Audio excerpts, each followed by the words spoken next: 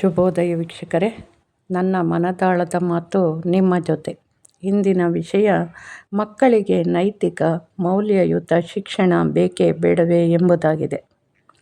ಇಂದಿನ ಮಕ್ಕಳೇ ನಾಳೆಯ ಪ್ರಜೆಗಳು.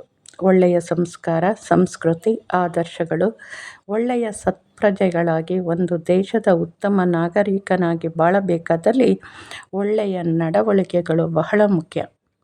ನೈತಿಕ ಮೌಲ್ಯಗಳು ಹಾಗೂ ಸಾಮಾಜಿಕ ಮೌಲ್ಯಗಳನ್ನು ಮೈಗೂಡಿಸುವುದು ಕುಟುಂಬದ ಅಂದರೆ ಪೋಷಕರ ಜವಾಬ್ದಾರಿಯಾಗಿರುತ್ತದೆ. ಮಕ್ಕಳು ಚಿಕ್ಕಂದಿನಲ್ಲಿ ಕಲಿತ ನಡವಳಿಕೆಗಳು, ಗುಣಗಳು, ಆದರ್ಶಗಳು 3 ವರ್ಷದಲ್ಲಿ ಕಲಿತದ್ದು 100 ವರ್ಷಗಳವರೆಗೆ ಎಂದು ಹೇಳುತ್ತೇವೆ. ಮನೆಯ ಹಿರಿಯರನ್ನು ನೋಡಿ ಏನು ಕಲಿಯುತ್ತಾರೋ ಆ ಗುಣಗಳು ಕೊನೆಯವರೆಗೂ ಅವೇ ಉಳಿಯುತ್ತವೆ. ಆದುದರಿಂದ ಕುಟುಂಬದ ಸದಸ್ಯರ ಮಾತುಗಳು, ನಡವಳಿಕೆಗಳು, ವ್ಯವಹಾರಗಳು ಮಕ್ಕಳ ಮೇಲೆ ಬಹಳ ಬೇಗ ಪ್ರಭಾವ ಬೀರುತ್ತವೆ. ಹಾಗಾದರೆ ಮಾನವೀಯ ಮೌಲ್ಯಗಳು, ನೈತಿಕ ಆದರ್ಶ ಗುಣಗಳು, ಸಾಮಾಜಿಕ ಮೌಲ್ಯಗಳು ಎಂದರೆ ಏನು? ಅವುಗಳ ಬಗ್ಗೆ ಗಮನ ಹರಿಸುವುದಾದರೆ ಮೊದಲಿಗೆ ಮೌಲ್ಯಗಳು ಎಂದರೇನು ಎಂದು ನೋಡೋಣ. ಮೌಲ್ಯ ಎಂದರೆ ಬೆಲೆ ಎಂದು ಅರ್ಥ. ಮೌಲ್ಯಗಳು ಯಾವಾಗಲೂ ಸಕಾರಾತ್ಮಕವಾಗಿಯೇ ಇರುತ್ತವೆ. ಗೌರವವನ್ನು ಕೊಡುವುದು, ಹಿರಿಯರಿಗೆ ಗೌರವ, ಚಿಕ್ಕವರಿಗೆ ಪ್ರೀತಿ ತೋರಿಸುವುದು ಬಹಳ ಮುಖ್ಯ. ಒರಟಾಗಿ ಅಲ್ಲದೆ ಹಿಂದಿರುಗಿ ಮಾತನಾಡುವುದನ್ನು ಮಾಡಬಾರದು. ಕಾಳಜಿ ವಹಿಸುವುದು, ಹಿರಿಯರ ಅವಶ್ಯಕತೆಗಳ ಬಗ್ಗೆ ಆಸಕ್ತಿ ವಹಿಸಿ ಮಾತನಾಡಿಸುವುದು, ತಂದೆ ತಾಯಿಗಳ ಮಾತುಗಳನ್ನು ವಿನಯವಾಗಿ ಕೇಳುವುದು, ವಿಧೇಯತೆಯಿಂದ ನಡೆದುಕೊಳ್ಳುವುದು. ಗುರು ಹಿರಿಯರಲ್ಲಿ ವಿಧೇಯತೆಯಿಂದ ಗೌರವಯುತವಾಗಿ ನಡೆದುಕೊಳ್ಳಬೇಕು. ಮಾತಿನಲ್ಲಿ ಗಡುಸು, ಒರಟುತನವಿರಬಾರದು. ಕಿರಿಯರನ್ನು ಪ್ರೀತಿಯಿಂದ ಮಾತನಾಡಿಸಬೇಕು. ಹಾಗೂ ಬದುಕಿನಲ್ಲಿ ಶಿಸ್ತು ಬಹಳ ಮುಖ್ಯವಾದುದು. ಯಾವುದೇ ಕೆಲಸವನ್ನು ಚಿಕ್ಕದಾಗಿರಲಿ ದೊಡ್ಡದಾಗಿರಲಿ ಶ್ರದ್ಧೆಯಿಂದ, ಕಾಯಕವೇ ಕೈಲಾಸ ಎಂಬಂತೆ ಮಾಡಬೇಕು. ಇಷ್ಟಪಟ್ಟು ಪ್ರೀತಿಯಿಂದ ಕೆಲಸ ಮಾಡಿದಾಗ, ಪ್ರಾಮಾಣಿಕತೆಯಿಂದ ಜವಾಬ್ದಾರಿಯುತವಾಗಿ ಕೆಲಸ ಮಾಡುವುದು ಬಹಳ ಮುಖ್ಯ. ನಾವು ಮಾಡುವ ಕೆಲಸದಲ್ಲಿ ನಮಗೆ ಆತ್ಮವಿಶ್ವಾಸವಿರಬೇಕು. ಆತ್ಮವಿಶ್ವಾಸ ಎಂಬುದು ಬಹಳ ಮುಖ್ಯ.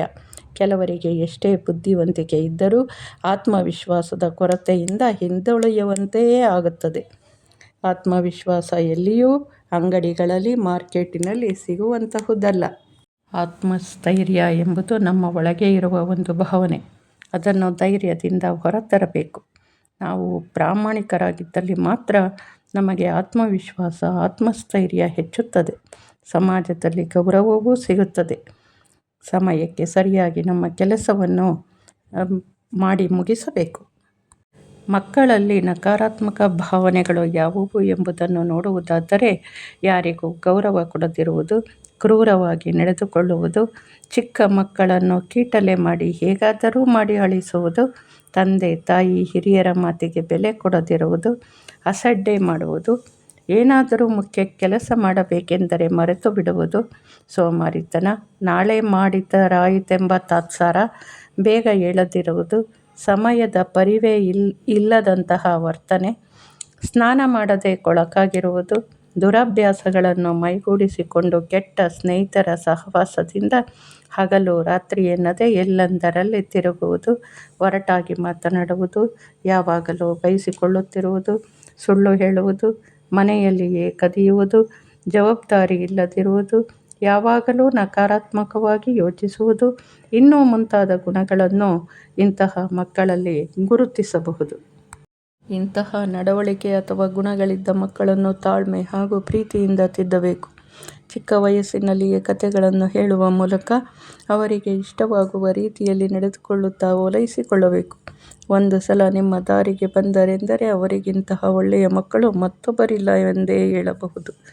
ಇಂದಿನ ಚಿಕ್ಕ ಮಕ್ಕಳು ತಂದೆ ತಾಯಿಯರ ಪ್ರೀತಿಯ ಅಪ್ಪುಗೆಯನ್ನು ಸಾಕಷ್ಟು ತಪ್ಪಿಸಿಕೊಳ್ಳುತ್ತಿದ್ದಾರೆ ಎಂದೆನಿಸುತ್ತದೆ. ಅಜ್ಜಿ ತಾತಂದಿರ, ಚಿಕ್ಕಪ್ಪ ಚಿಕ್ಕಮ್ಮ, ಅತ್ತೆ ಮಾವಂದಿರ ಜೊತೆ ಮಾತುಕತೆಗಳು, ನಡವಳಿಕೆಗಳು ಇಂದಿನ ದಿನಗಳಲ್ಲಿ ತಪ್ಪುತ್ತಿವೆಯೇನೋ ಎಂದೆನಿಸುತ್ತದೆ. ಸಂಸ್ಕೃತಿ, ಸಂಸ್ಕಾರ ಚಿಕ್ಕ ಮಕ್ಕಳಿಗೆ ಬಹಳವೇ ಮುಖ್ಯ. ಈ ಸಂದರ್ಭದಲ್ಲಿ ಒಂದು ಕತೆ ನನಗೆ ನೆನಪಾಗುತ್ತದೆ. ಒಂದು ಸಲ ನ್ಯಾಯಾಲಯದಲ್ಲಿ ನ್ಯಾಯಾಧೀಶರು ಒಬ್ಬ ಕಳ್ಳನನ್ನು ನೇಣುಗಂಬಕ್ಕೆ ಏರಿಸಲು ಆದೇಶವನ್ನು ಕೊಡುತ್ತಾರೆ.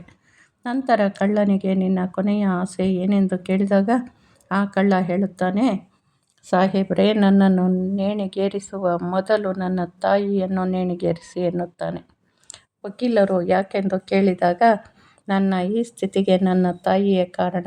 ನಾನು ಚಿಕ್ಕವನಿದ್ದಾಗ ಚಿಕ್ಕ ಪುಟ್ಟ ಕಳ್ಳತನ ಮಾಡಿದಾಗ ನನಗೆ ತಿಳುವಳಿಕೆ ಹೇಳಿ ಅಥವಾ ಶಿಕ್ಷಿಸಿ ನೀನು ಮಾಡುತ್ತಿರುವುದು ತಪ್ಪೆಂದು ಅಂದೇ ತಿಳಿಸಿದ್ದರೆ ಇಂದು ನಾನು ಇಷ್ಟು ದೊಡ್ಡ ಕಳ್ಳತನ ಮಾಡುತ್ತಿರಲಿಲ್ಲ, ನನಗೆ ಈ ಪರಿಸ್ಥಿತಿ ಬರುತ್ತಿರಲಿಲ್ಲವೆಂದ.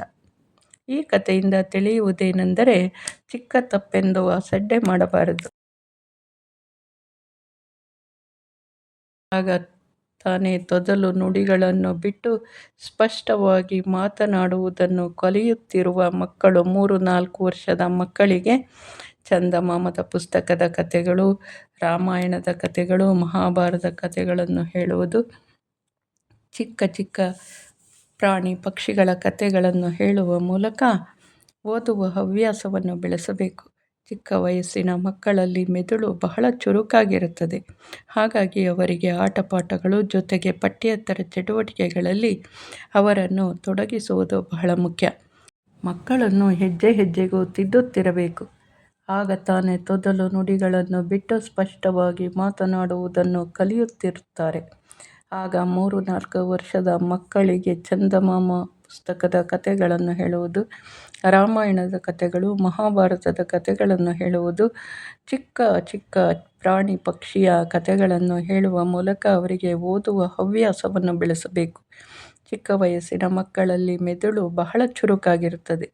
ಹಾಗಾಗಿ ಅವರಿಗೆ ಆಟಪಾಠಗಳು ಜೊತೆಗೆ ಪಠ್ಯೇತರ ಚಟುವಟಿಕೆಗಳಲ್ಲಿ ಅವರನ್ನು ತೊಡಗಿಸುವುದು ಬಹಳ ಮುಖ್ಯ. ಮಕ್ಕಳ ಮನಸ್ಸು ಬಹಳ ಕೋಮಲ, ಮೃದು, ಸೂಕ್ಷ್ಮ. ಆದ್ದರಿಂದ ಪೋಷಕರು ಮಕ್ಕಳ ಜೊತೆ ಪ್ರೀತಿಯಿಂದ ಮಾತನಾಡಿದರೆ ಕೇಳುತ್ತಾರೆ, ಜೋರು ಮಾಡಿದರೆ ಕೇಳುವುದೇ ಇಲ್ಲ. ಮನುಷ್ಯನಿಗೆ ಹಣ ಕಳೆದರೆ ಮತ್ತೆ ಗಳಿಸಬಹುದು, ಆರೋಗ್ಯ ಕಳೆದರೆ ಸ್ವಲ್ಪ ಭಾಗವನ್ನು ಕಳೆದುಕೊಂಡಂತೆ. ಆದರೆ ತಮ್ಮ ಚಾರಿತ್ರ್ಯವನ್ನೇ ಕಳೆದುಕೊಂಡರೆ ಎಲ್ಲವನ್ನೂ ಕಳೆದುಕೊಂಡಂತೆ. ನೈತಿಕ ಮೌಲ್ಯಗಳಿಲ್ಲದ ಮನುಷ್ಯನಿಗೆ ಸಮಾಜದಲ್ಲಾಗಲಿ ಕುಟುಂಬದಲ್ಲಾಗಲಿ ಬೆಲೆ, ಗೌರವ ಇರುವುದಿಲ್ಲ. ಮಕ್ಕಳಿಗೆ ಶಿಕ್ಷಣ ಶಾಲೆಯಲ್ಲಿ, ಆದರೆ ಸಂಸ್ಕಾರ ಸಿಗುವುದು ಕುಟುಂಬದಲ್ಲಿಯೇ, ಅಂದರೆ ಮನೆಯಲ್ಲಿ. ಜೀವಂತವಿದ್ದಾಗ ತಂದೆ ತಾಯಿಗಳಿಗೆ ಊಟ ಹಾಕದ ಮಕ್ಕಳು ಅವರು ಸತ್ತ ನಂತರ ಅವರ ದೊಡ್ಡ ಫೋಟೋ ಇಟ್ಟು ಅದಕ್ಕೆ ದೊಡ್ಡ ಹಾರ ಹಾಕಿ ಫೋಟೋ ಮುಂದೆ ನಾನಾ ರೀತಿಯ ಭಕ್ಷ್ಯ ಭೋಜ್ಯಗಳನ್ನಿಟ್ಟು ಹಣ್ಣು ಹಂಪಲುಗಳನ್ನಿಟ್ಟು ಪೂಜಿಸಿದರೆ ಏನು ಫಲ? ಮಕ್ಕಳಿಗೆ ಯಾವುದೇ ಶುಲ್ಕವಿಲ್ಲದೆ ಜೀವನದಲ್ಲಿ ಸಿಗುವುದು ತಂದೆ ತಾಯಿಯರ ಪ್ರೀತಿ ಮಾತ್ರ. ಮಕ್ಕಳು ಬೆಳೆದು ದೊಡ್ಡವರಾದಂತೆ ತಂದೆ ತಾಯಿಯರಿಗಿಂತ ಗೆಳೆಯರೇ ಪ್ರಮುಖರಾಗುತ್ತಾರೆ. ಆಗ ಅವರನ್ನು ಸ್ವತಂತ್ರವಾಗಿ ಆಲೋಚಿಸುವ ಶಕ್ತಿಯ ಜೊತೆಗೂಡುವುದು ಸಂಸ್ಕಾರ ಮತ್ತು ಸಂಸ್ಕೃತಿ ಮಾತ್ರ. ಯಾವುದೇ ಕೆಲಸ ಮಾಡಲು ಯೋಚಿಸುವಾಗ ಒಳ್ಳೆಯದು ಕೆಟ್ಟದ್ದು ಎಂಬ ಬಗ್ಗೆ ಯೋಚಿಸಿ ಒಳ್ಳೆಯ ಮಾರ್ಗವನ್ನು ಹಿಡಿಯಲು ಸಹಕಾರಿಯಾಗುತ್ತದೆ. ಸಕಾರಾತ್ಮಕ ಚಿಂತನೆಯನ್ನು ಹೊಂದಿದ ಮಕ್ಕಳು, ಪುತ್ತೂರಾಯರ ಮಾತಿನಲ್ಲಿ ಹೇಳುವುದಾದರೆ, ಚಿನ್ನವಾದರೆ ಅವರ ವ್ಯಕ್ತಿತ್ವ ಆಭರಣಗಳಿದ್ದಂತೆ. ಮಕ್ಕಳು ಒಂದು ಮನೆಯ ನಂದಾದೀಪ. ಮಕ್ಕಳು ಒಂದು ಸಮಾಜದಲ್ಲಿ ಹಾಗೂ ಒಂದು ದೇಶದ ಆಸ್ತಿಯಾಗಬೇಕು.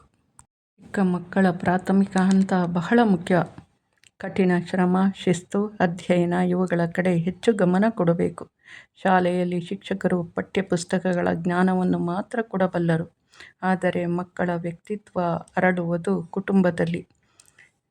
ನಾವು ಹೇಗೆ ಜೀವಿಸಬೇಕು, ಹೇಗೆ ನಡೆದುಕೊಳ್ಳಬೇಕು, ಸಮಾಜದಲ್ಲಿ ಯಾವ ರೀತಿಯ ನಡವಳಿಕೆ ಬಹಳ ಮುಖ್ಯ ಎಂಬ ಬಗ್ಗೆ ಕುಟುಂಬದಲ್ಲಿಯೇ ಕಲಿಯುವುದು.